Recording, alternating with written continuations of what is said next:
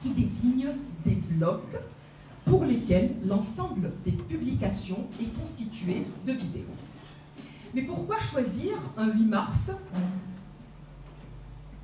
Pourquoi choisir un 8 mars de jeter la lumière sur les vlogs? Pour 3 raisons.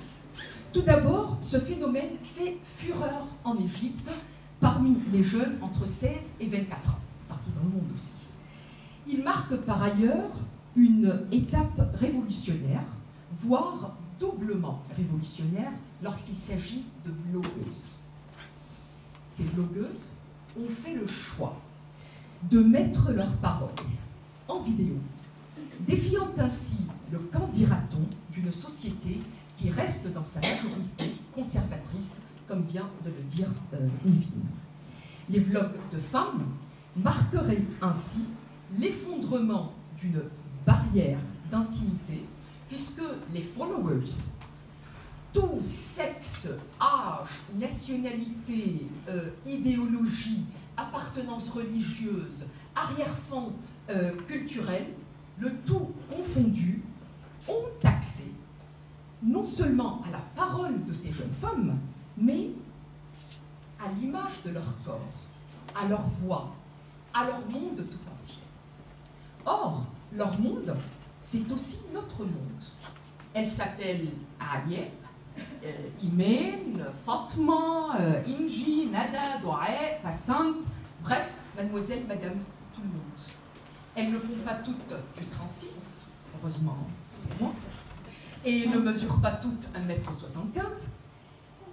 Bref, leur image ne ment pas, puisqu'aucune des 4 femmes dont je vais vous montrer le profil n'avait l'expérience de la caméra avant de commencer cette expérience des vlogs.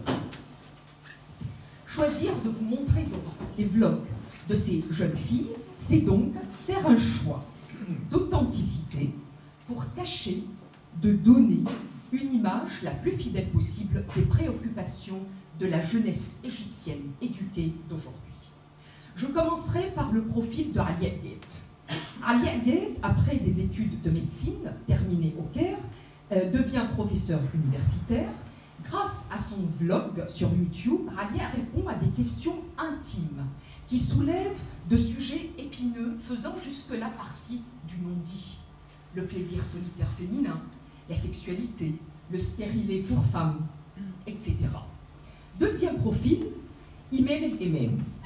Elle est également médecin, fondatrice, réalisatrice et présentatrice depuis 2016 de la chaîne El Hospital ou l'hôpital, élue parmi les 300 meilleurs spécialisés dans la vulgarisation des sciences médicales. Inji Abou Saoud, âgé de 24 ans, est considéré comme le plus jeune critique cinématographique égyptien. Son ton sarcastique n'épargne personne dans l'industrie du cinéma. C'est probablement l'un des secrets du succès de Vignette, qui compte à date plus de 50 000 followers. Inji vient de signer, résultat, Inji vient de signer un contrat avec une somme mirobolante pour une chaîne de télé égyptienne. Passante Noureddine, quant à elle, est licenciée de la faculté d'hôtellerie et de tourisme. Passante crée son vlog en 2017 et en moins d'1 an, il atteint 2 millions de followers de par le monde. Dans des vidéos de 3 à 5 minutes, très bien réalisées, nous l'accompagnons dans ses visites de sites touristiques qu'elle explore, écrit, commente, sur un ton que je dirais pédagogique et qui ne manque surtout pas de passion contagieuse. Si vous avez le temps de naviguer un petit peu sur YouTube, allez voir ces vlogs et ces vidéos qui couvrent un petit peu les 4 coins de l'Égypte.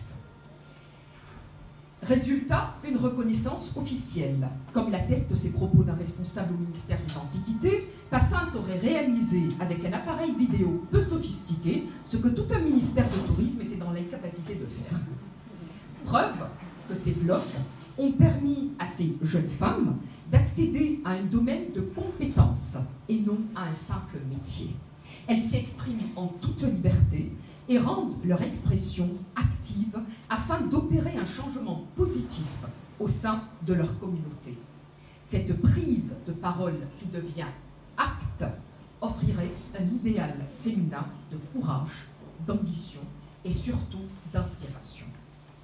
Autre source d'inspiration, la start-up, fondée en 2013 par les deux sœurs, Ortin veut dire deux sœurs, Eya et Mounez, qui ont adopté une approche que je dirais philanthropique de leur travail, en collaborant avec des ONG qui viennent en aide aux petits artisans locaux en difficulté financière. Modèle d'entrepreneuriat ambitieux, Ortin est également une initiative engagée pour autonomiser les femmes, comme le déclare Moulaz. Ortin est une marque égyptienne que nous essayons de hisser au niveau international. Ma sœur et moi essayons de soutenir les femmes égyptiennes. Chaque sac a une histoire qui donne un pouvoir à la femme. Oui, elle donne du pouvoir à la femme, elle donne aussi une réputation à l'Égypte sur la carte mondiale du luxe cousu main.